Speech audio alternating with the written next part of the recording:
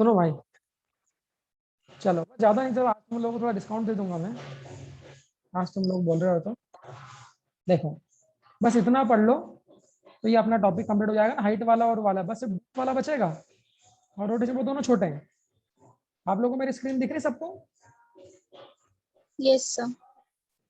चलिए फिर देखो बच्चों, मैं हाइट वाले क्वेश्चन भेज दूंगा, तो हाइट वाले क्वेश्चन भी आप इकट्ठे कर लीजिएगा एक साथ, है ना। सुनो ये वाले क्वेश्चन में क्या बोल रहा है, at what height from the surface of earth value of gravity decreases by 36%। तो यहाँ पर बच्चों 36% से कम हुई है। 36% मतलब एक बड़ी वैल्यू, मानते हो? 36% से कम होना मतलब बड़ी वैल्यू से कम हुई है। हाँ, सॉल्व कैसे करते हैं मैंने आपको बता दिया।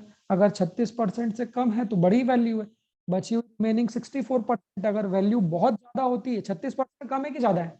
क्यों? 36% से कम होना मतलब क्या है? छोटी वैल्यू की ज्यादा वैल्यू, बहुत बड़ी वैल्यू ना। तो अगर बहुत बड़ी वैल्यू से ग्रेविटी कम होती है तो सिंपल हमारा फॉर्मूला नंबर कौन सा लगाओगे? 1। सॉल्व कर लोगे। सेकंड वाले इसमें भी क्या है, डिक्रीजेस टू 36%, मतलब यहाँ कितने से कम हो गई? 64% से कम हो गई। तो ये भी बड़ी वैल्यू है। सिर्फ अंतर समझना कि जब बहुत ज्यादा डिक्रीज होता है ग्रेविटी में तो हाइट भी बहुत ज्यादा होती है। उस केस में हम लोग कौन से फॉर्मूले को लगाते हैं? फॉर्मूले नंबर 1। वैल्यूज आपके सामने। सेकंड वाले क्वेश्चन में भी यही बताया कि जब बहुत ज्यादा हाइट की बात करते हैं फॉर्मूला नंबर 1, बहुत कम हाइट की बात करते हैं तो फॉर्मूला नंबर 2। ठीक है, इसी क्वेश्चन को अब यहाँ पर पढ़िए। यहाँ पर कितना कम हो रहा है, इसी क्वेश्चन को यहाँ पर पढ़िए। यहाँ पर कितना हो रहा है बच्चों? एट व्हाट हाइट, कितने हाइट पे जाने पे ग्रेविटी सिर्फ कितने परसेंट से कम हो रही है? Only by 2%। तो इसको पढ़ के याद आता है। अब क्या बोलोगे, 2% से कम हो रही है मतलब बची हुई कितनी है? बची हुई कितनी है? 98%। 98%। 8%। अब इसमें अगर आप वो वाला फॉर्मूला लगाओगे तो हो सकता है आंसर मैच कर भी जाए, हो सकता है आंसर मैच ना भी करे। कौन सा? अगर वो वाला फॉर्मूला लगाओगे, कौन सा? GH इज इक्वल टू बड़ा वाला ये लगाऊं क्या? R upon R plus H का होल स्क्वायर। अगर ये वाला फॉर्मूला लगाते हो और अगर यहाँ पर 0.9 करके सॉल्व करते हो तो बड़ा हो जाएगा भाई। क्यों बड़ा हो जाएगा ये भी गौर कर लेना। 98 का 0.98 का रूट निकाल पाओगे इतनी आसानी से? सोचो, करके देखो। अगर यहाँ रखोगे तो कितना करोगे? यही करोगे ना? तो बच्चों अगर करोगे तो यही करोगे कि नहीं करोगे, बोलो? अगर पुराने वाले कॉन्सेप्ट से करते तो ये करोगे तो 98 का रूट लेना बहुत टफ टास्क है, और यहाँ से हाइट निकालना भी बहुत ही कॉम्प्लिकेटेड होगा। हो सकता है कि आपका आंसर आ जाए, बट इस 0.98 ही आएगा उसका। 0.98 का रूट लेना पड़ेगा ना, यहाँ से जाके रूट लेना पड़ेगा ना एच का। तो 98 का रूट 0.98 9.8 आ रहा है इसमें, तो फिर डिवाइडेड बाय 10 0.98 आएगा। हाँ देख लेना वो आप जो भी आ रहा है उसको। तो इस तरीके को आप लोग प्रेफर मत करो, यहाँ थोड़ी आपको ज्यादा मेहनत करनी पड़ेगी। Do not use this, use this. इससे बेहतर होगा अगर 5% से ग्रेविटी में कम आता है तो ऊपर वाला फॉर्मूला लगा लो डायरेक्ट, कि अगर 5% से कम ग्रेविटी में चेंज आता है तो डायरेक्ट ये भी एप्लीकेबल होगा। बट सिर्फ कब? जब 5% से कम। अगर 5% से ज्यादा ग्रेविटी में चेंज आता है फिर तो कौन सा फॉर्मूला लगाओगे? बड़ा वाला। यही वाले फॉर्मूले को आप लोग क्या करिएगा, अप्लाई करिए। तो यहाँ पर आंसर कितना आएगा? यहाँ आंसर कितना आएगा? अगर 5% से कम हो तो डेल्टा G बाई जी कितना होता है? 2H bye are. 100 से मल्टीप्लाई करना नहीं करना वो आप देख लेना परसेंटेज के फॉर्म में। बस तो यहाँ पर क्या लिखोगे, delta G by G percentage change in gravity कितनी है? ये परसेंटेज चेंज इन ग्रेविटी कितनी है? इसकी वैल्यू 2%। इससे नहीं करना आप ना, ये तरीके से नहीं करना है, हटा दो। तो ये कितनी आएगी? 2%। दैट इज इक्वल टू कितना? 2H bye are. परसेंट को हटाओगे तो कितना आता है?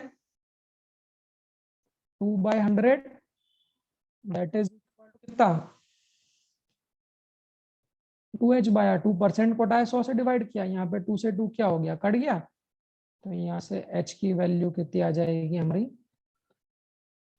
r/100 आ जाएगी। अगर r की वैल्यू रख दोगे तो 6400 डिवाइडेड बाय 100, तो h की वैल्यू कितनी आ जाएगी, 64 किलोमीटर।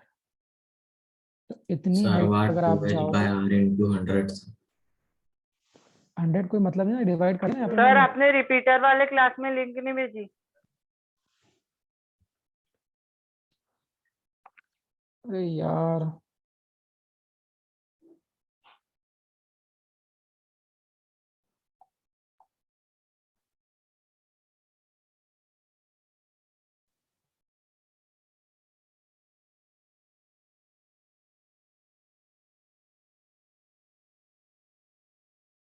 चलो रहने दो उनको।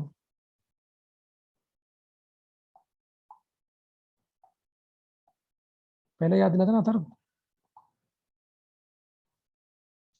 सर उनका मैसेज आया तो याद आया।